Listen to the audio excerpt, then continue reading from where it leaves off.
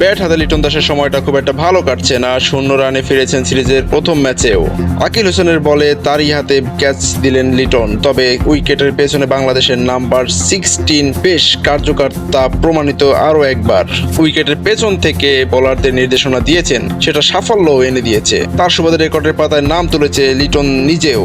বাংলাদেশের উইকেট রক্ষক হিসেবে টি-20-র এক ম্যাচে সবচেয়ে বেশি ডিসমিসালের নতুন রেকর্ড করেছেন লিটন দাস। উইন্ডিজের বিপক্ষে আজ 5 ডিসমিসাল ছিল তার। নিকোলাস পুরানকে করেছেন স্টাম্পিং, ক্যাচ নিয়েছেন Rovman Powell, Andre Fletcher, Roston Chase এবং গুদাকেশ মতির।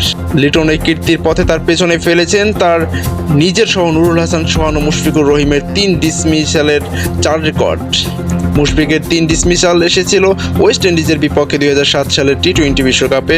সোহানের 2 ডিসমিসাল ছিল 2021 বিশ্বকাপে পাপুয়া নিউগিনি এবং 2022 বিশ্বকাপে জিম্বাবুয়ের বিপক্ষে। আর লিটন তার ডিসমিসাল পেয়েছিলেন আয়ারল্যান্ডের বিপক্ষে চট্টগ্রামে। বোলারদের নিয়ে বাংলাদেশের হয়ে প্রথম আঘাত করেছিলেন তাসকিন আহমেদ। জোড়া শিকারের দিনে রেকর্ড ছুঁয়েছেন তিনিও।